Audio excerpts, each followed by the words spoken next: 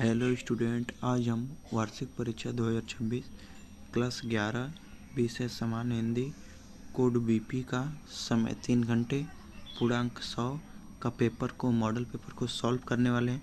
तो चलिए बिना देरी के हम क्वेश्चन को आगे बढ़ाते हैं। खंड अ में दिया गया है बहुविकल्पीय प्रश्न। क्वेश्चन नंबर 1 है, गद्य विधा की संख्या है। गद्य विधा की कितनी संख्या है? तो हमारा option number C right answer हो जाएगा 11 है। 11। क्वेश्चन नंबर 2 कह रहा है भारत भारती की रचना विधा है। भारत भारती की रचना विधा है, तो इसका हमारा राइट आंसर हो जाएगा ऑप्शन नंबर डी काव्य है। क्वेश्चन नंबर 3 है, जयशंकर प्रसाद का नाटक है। जयशंकर प्रसाद का नाटक है, तो हमारा ऑप्शन नंबर ए ध्रुव स्वामिनी है। क्वेश्चन नंबर 4 है, चारुचंद्र लेख के रचनाकार हैं।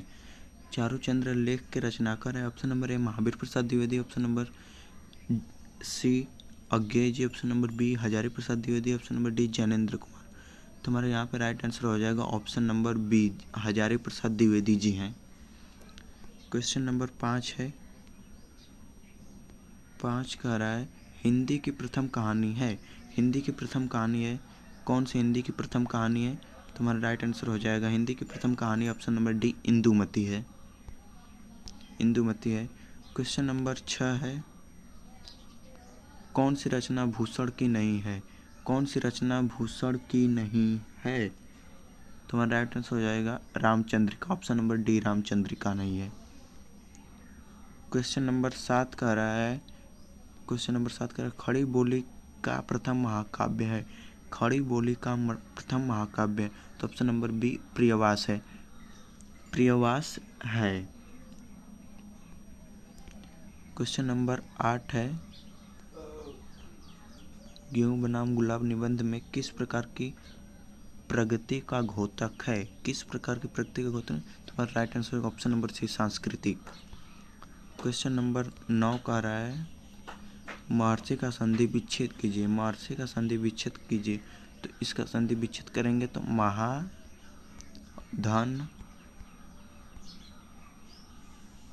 ऋषि। तो हमारे यहाँ पे राइट आंसर हो जाएगा ऑप्शन नंबर डी महाधन ऋषि। क्वेश्चन नंबर 10 का रहा है नीरज नीलत के अर्थ बताइए। नीरज और नीलत के अर्थ बताइए, तो हमारा राइट आंसर हो जाएगा ऑप्शन नंबर ए कमल और बादल। क्वेश्चन नंबर 11 है, अंक शब्द से संबंधित नहीं है। अंक शब्द से संबंधित नहीं, तो हमारा राइट आंसर होगा दैनंदिनी। यह अंक अब से संबंधित नहीं है।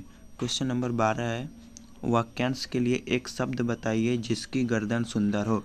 जिसकी गर्दन सुंदर हो, तो वाक्यांश के लिए एक अर्थ है Sugriv, option number C. Question number 13 कह रहा है विभक्ति एवं वचन बताइए। विभक्ति एवं वचन बताइए, तो हमारे यहाँ पे राइट आंसर हो जाएगा ऑप्शन नंबर बी चतुर्थी एक वचन। क्वेश्चन नंबर 14 है, निम्न में कौन सा वाक्य अशुद्ध है? निम्न में कौन सा वाक्य अशुद्ध है? तो हमारे यहाँ पे राइट आंसर होगा ऑप्शन नंबर सी मैंने राम से पूछो। क्वेश्चन नंबर 15 है, सोठा छंद के दूसरे और चौथे चरण में कितनी मात्रा होती है? तो ऑप्शन नंबर हमारा राइट आंसर हो जाएगा क्वेश्चन नंबर ए का 13।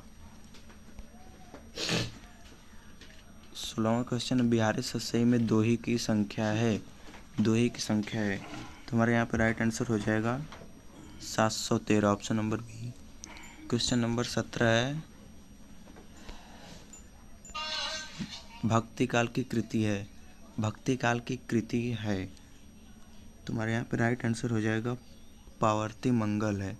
क्वेश्चन नंबर 18 है, कुंडली छंद में कितने चरण होते हैं? तो हमारा राइट आंसर हो जाएगा 6। क्वेश्चन नंबर 19 है, रमासु रूप है रमा का। रमासु रूप है रमा का, तो हमारे यहाँ पे राइट आंसर हो जाएगा सप्तमी बहुवचन। क्वेश्चन नंबर 20 है, अंग अद्य के अर्थ बताइए। तो हमारे यहाँ पे राइट आंसर हो जाएगा संपूर्ण और पूर्ण। तो हमारा खंड ख दिया गया, दिए गए पद्यांश पर आधारित प्रश्नों के उत्तर दीजिए। आधुनिक काल में घुमक्कड़ों के काम की बात करने की आवश्यकता है, क्योंकि घुमक्कड़ों की कृतियों को चुरा के उन्हें गला फाड़ फाड़ कर नाम से प्रकाशित किया, जिससे दुनिया जानने लगी कि वस्तु तेली के कोल्हू के बैल ही दुनिया में सब कुछ करते हैं। आधुनिक विज्ञान में ने चार्ल्स डार्विन का स्थान बहुत ऊंचा है। उसने प्राणियों की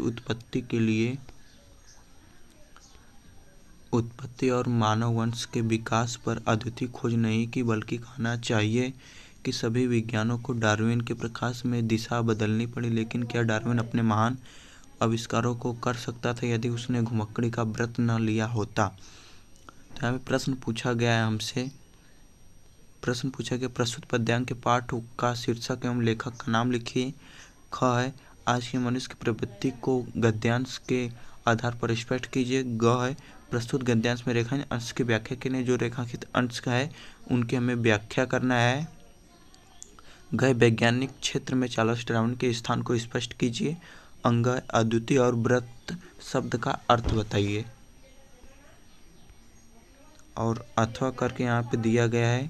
अथवा मानव शरीर में पेट का स्थान नीचे, हृदय का ऊपर और मस्तिष्क का सबसे ऊपर। पशुओं की तरह उसका पेट और मानव समांतर रेखा में नहीं है।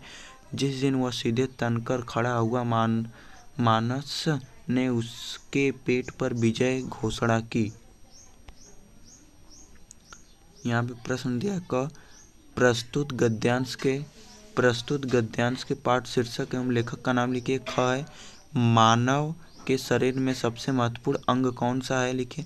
मानव अन्य पशुओं से श्रेष्ठ कैसे बना? घ है प्रस्तुत गद्यांश में रखे अंश की व्याख्या कीजिए। अंग है मानस और समांतर का अर्थ स्पष्ट कीजिए। क्वेश्चन नंबर दूसरा, दिए गए पद्यांश पर आधारित प्रश्नों के उत्तर दीजिए। 10 नंबर का है, यह सब देख लेना आपको। साजी चतुरंग सैन अंग में उमंग धरी, सरज शिवाजी जंग जीतन चलत।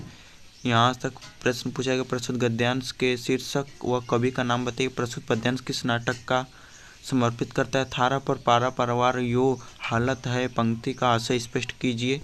प्रस्तुत पद्यांश रेखांकित अंश की व्याख्या कीजिए। प्रस्तुत पद्यांश के अलंकार योजना स्पष्ट कीजिए।